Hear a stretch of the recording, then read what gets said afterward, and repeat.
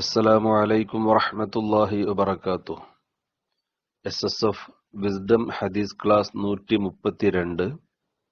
عن ابن مسعود رضي الله عنهما قال قال رسول الله صلى الله عليه وسلم من أصابته فاقة فأنزلها بالناس لم تصد فاقته ومن أنزلها بالله فيوشك الله له برزق عاجل أو آجل.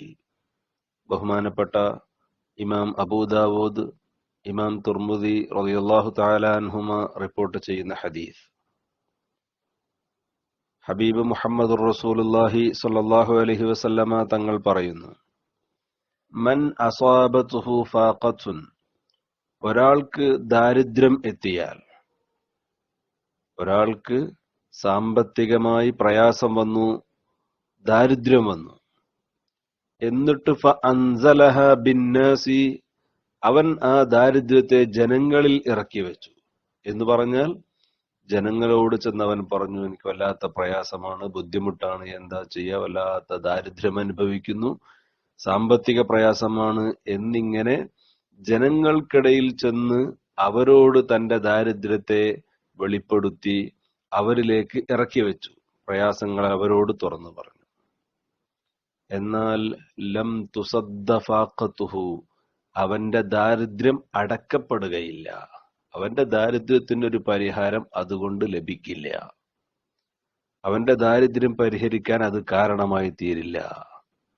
എന്നാൽ വമൻ അൻസലഹ ബില്ലാഹി, ഒരാൾ തന്റെ ദാരിദ്ര്യത്തെ അള്ളാഹുവിൽ ഇറക്കി വെച്ചു, തന്റെ സങ്കടം മുഴുവൻ പടച്ച റബ്ബിന്റെ മുമ്പിൽ അവതരിപ്പിക്കുകയും ജനങ്ങൾക്കിടയിൽ തന്റെ ദാരിദ്ര്യത്തെ വെളിപ്പെടുത്താത്ത രൂപത്തിൽ, തന്റെ ദാരിദ്ര്യം ജനങ്ങൾക്ക് മുമ്പിൽ അവതരിപ്പിക്കാതെ അള്ളാഹുവിന്റെ മുമ്പിൽ അവതരിപ്പിച്ചവൻ, ഫയൂഷിക്കുല്ലാഹു ലഹു ബിറിസ്ഖിൻ ആജിലിൻ, അള്ളാഹു തആല അവന് എളുപ്പമാക്കി കൊടുക്കും, അവന് പെട്ടെന്ന് നൽകും, ബിറിസ്ഖിൻ ആജിലിൻ, പെട്ടെന്ന് അവന് ആവശ്യമായ റിസ്ഖ് നൽകിക്കൊണ്ട് അള്ളാഹു തആല അവനെ സഹായിക്കും. ഉടനെ തന്നെ അവനാവശ്യമായ ദാരിദ്ര്യം അകന്നു പോകാൻ ആവശ്യമായ ഭക്ഷണങ്ങൾ, അതിനാവശ്യമായ സാമ്പത്തിക ശേഷി, എല്ലാ നിലക്കുമുള്ള റിസ്ഖ് അല്ലാഹു തആല അവന് നൽകും, അത് ഉളരിപ്പിക്കുന്നു.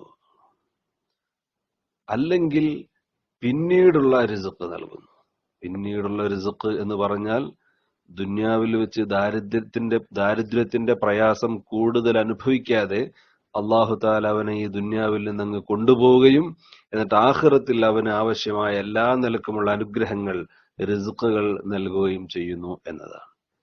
ഇമാം അബൂദാവൂദ് റളിയല്ലാഹു തആല അൻഹു റിപ്പോർട്ട് ചെയ്യുന്ന ഹദീസിൽ, ഇമാം അബൂദാവൂദ് റളിയല്ലാഹു തആല അൻഹുവിന്റെ റിപ്പോർട്ടിൽ വ്യക്തമായി കാണാം, ഇമ്മാ ബി മൗത്തിൻ ആജിലിൻ ഔ ഗിനൻ ആജിലിൻ, ഒന്നുകിൽ പെട്ടെന്നുള്ള മരണം, അല്ലെങ്കിൽ അവന് എല്ലാ പ്രയാസങ്ങളും തീരുന്ന രൂപത്തിലുള്ള സാമ്പത്തിക ശേഷി.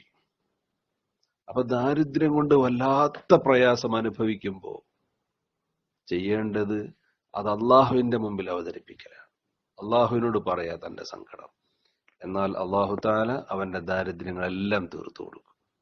ഇനി ദുനിയാവിൽ വെച്ച് ദാരിദ്ര്യം കൊണ്ട് പരീക്ഷണം ഉണ്ടായാൽ തന്നെ ആഖിറത്തിൽ അവനൊരു ദാരിദ്ര്യവുമില്ലാതെ അള്ളാഹു തആല അവനെ രക്ഷപ്പെടുത്തുമെന്ന് ഈ ഹദീസിൽ നിന്ന് നമുക്ക് പഠിക്കാൻ കഴിയും.